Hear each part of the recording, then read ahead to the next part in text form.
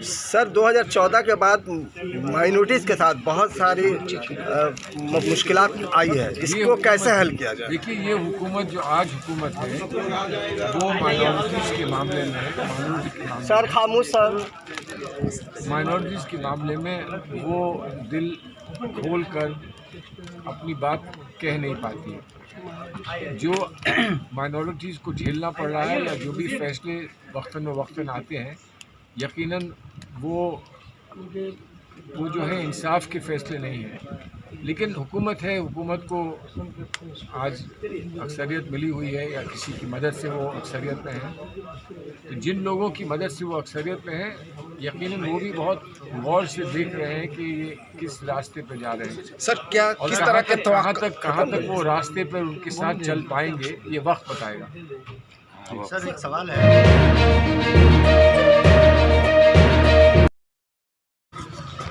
The Muslim institute में ex minister Salman Khurshid एक programme में हिस्सा लेते हुए उन्होंने मुल्क के हालात के बारे में जायज़ा लिया और कहा कि मुल्क में जो सब चल रहा है उससे मुल्क को बहुत नुकसानात हो रहे हैं।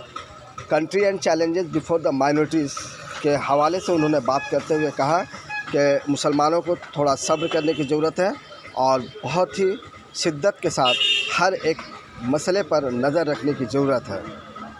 इन तमाम सवालात का जवाब उन्होंने मीडिया से बात करते हुए दिया। आइए हम सुनते हैं कि कुछ सलमान खुर्शीद ने क्या कुछ कहा और इसके बाद आगे का लाहे अमल क्या होगा। जैसे कि वक्फ का मसला है, तो आप सही नहीं है और आप सही है तो वो सही नहीं है। मुसलमानों के लिए रिजर्वेशन इस मुल्क में नहीं है। इस मुल्क में रिजर्वेशन सिर्फ पसमानदा लोगों के लिए है। पसमानदा में मुसलमान भी हैं, तो जहाँ पसमानदा के लिए रिजर्वेशंस हैं वहाँ मुसलमानों को भी रिजर्वेशन मिले हैं। बिहार में मिले हैं, वहाँ मिले हैं। सर वो सुप्रीम कोर्ट तक जाता है, बात खत्म हो नहीं, सुप्रीम कोर्ट तक जाता है, ख़त्म नहीं होता, क्योंकि वहाँ सुप्रीम कोर्ट ने जो स्टे दे रखा है उस पर पसमानदा लोगों के लिए रिजर्वेशन 5 साल से 6 साल से हैदराबाद में लगे हुए हैं, चल रहे हैं, तो वो चलेंगे। लेकिन जो आपने ढांचा बनाया है कॉन्स्टिट्यूशन का, उससे अलग तो नहीं हो सकती। जी सर। मरकज़ में जब से बीजेपी हुकूमत आई है मुसलमानों से सिर्फ छीनने का ही काम किया है।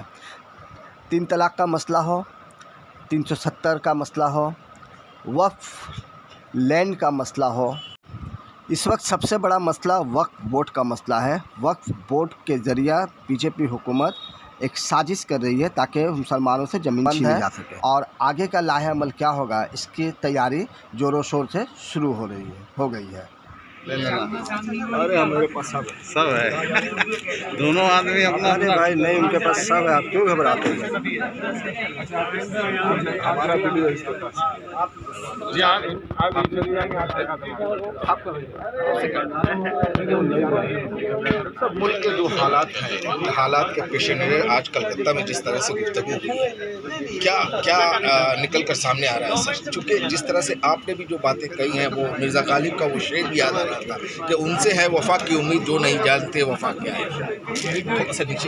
डेमोक्रेसी है, ये जमहूरियत है और जमहूरियत में हमारा फ़र्ज़ है कि उसके लिए जितनी भी कोशिश हो वो हमें करते रहना है, क्योंकि और कोई निज़ाम नहीं है जो इसकी जगह पर जिस निज़ाम से हम अपने आप को जोड़ सकें। जमहूरी निज़ाम में, जमहूरियत में कभी कोई कमी भी होती है, जमहूरियत में कभी कोई ऐसे फैसले भी हो जाते हैं जिससे कोई तकलीफ़ हो, शिकायत हो, लेकिन तब भी कोशिश बनी रहनी चाहिए और कोशिश बनी रहेगी। जो आप देखेंगे कि हमारे जो इदारे हैं, जमहूरी इदारे हैं, वो एक हद तक जो है दबाव में आ सकते हैं, लेकिन उसके बाद फिर वो यकीनन ये बात वाज़ेह कर देते हैं कि जमहूरियत को कहीं भी उसके साथ सौदा नहीं, जमहूरियत के साथ सौदा नहीं किया जा सकता है। तो ये हम लोगों के लिए एक यकीन है, ये हमारा एक विश्वास है, ये हमारी एक उम्मीद है और ज़ाहिर है जब तक एक विश्वास और उम्मीद है तब तक हम अपने आप को नाकाम नहीं मानते। आपने कहा कि हम अपनी बात पहुंचा नहीं पा रहे हैं, ठीक है। मैं ये पूछना चाहता हूं आपसे कि नरेंद्र मोदी साहब का जो उरूज है उसके पीछे सोशल मीडिया का एक बहुत बड़ा हाथ है, ठीक है। He has taken social media to his full advantage. तो बीजेपी का आईटी सेल जिस तरीके से नफरत फैला रहा है, तो जो टोटल स्पेस जो है वो मुसलमानों के लिए बहुत कम होती जा रही है। तो ऐसे सूरत हाल में मुसलमान अपनी बात पहुंचाए तो कैसे पहुंचाए? देखिए, किसी ने कहा कि आप अपना सोशल मीडिया ना बनाएं, किसी ने ये कहा कि आप अपनी बात को तहरीर में लिख कर ज़बानी अपनी बात को पहुंचाएं। आप मुझे अगर ये बताते कि फ़लाँ शख्स ने ये अच्छी बात लिखी थी और उसको शाया करने के लिए कोई तैयार नहीं, तब तो मैं मान जाऊंगा। लेकिन आप ये कहें कि वो उनकी बात कह रहे हैं, तो उनकी बात तो वो कहेंगे, क्योंकि हमारी बात हम कह नहीं रहे हैं। आज जो मैंने यहाँ बात कही है, और जैसे मैंने बहुत बात साफ कर दिया कि मैं सवाल उठा रहा हूँ बहुत सारे, और मेरे पास सब जवाब नहीं है, लेकिन सवाल भी उठे, कोई सवाल उठाए और दूसरा कोई उसका अच्छा जवाब भी दे, तब हमारी बात आगे बढ़ेगी। तो हम सिर्फ इस बात को सोच कर बैठ जाएं कि सारा सोशल मीडिया उनका है, हम क्या करेंगे, तो हम चुप रहें, हम ना कहें, और वो झूठ बातें हमारे ताल्लुक़ से झूठ बातें कहते रहें, तो उसमें कुछ हमारी भी कमी है। जमहूरी निज़ाम में आपको अपनी बात कहने का कोई ना कोई रास्ता ढूंढना पड़ता है। जमहूरियत में जो निज़ाम होता है उसमें कुछ हद तक आपको मदद की जाती है, जो इदारे हैं, जमहूरी इदारे हैं, वो आपकी मदद करते हैं, लेकिन आपको रास्ता अपना ढूंढना पड़ता है। जिस तरह से अगर डिक्टेटरशिप हो तो उसके ख़िलाफ़ भी लोग रास्ता ढूंढते हैं, लेकिन जमहूरियत में वो रास्ते ढूंढने की ज़रूरत नहीं होती, लेकिन कुछ रास्ते जमहूरियत में तो ढूंढने पड़ते हैं। तो हम रास्ता ना ढूंढें और दूसरों को इल्ज़ाम दें कि वही सब हम पर इक़्तिदार कर रहे हैं, हम रास्ता ना ढूंढें, तो वो हमारी भी तो गलती है।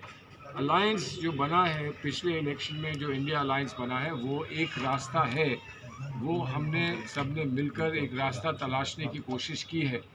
क्या वो रास्ता काफ़ी है या अभी और आगे जाना है, ये एक बड़ा सवाल है। सर, क्या उम्मीद लगा सकते हैं सर, अभी जो हालात हैं, क्या इससे अच्छी उम्मीद हो सकते हैं? अच्छे होंगे, पहले से बेहतर हैं, कहीं पर बेहतर नहीं भी हैं, लेकिन जब तक जमहूरियत में आपको पूरा भरोसा है, तब तक आप यही कहेंगे कि हालात बेहतर होंगे। हरियाणा सर क्या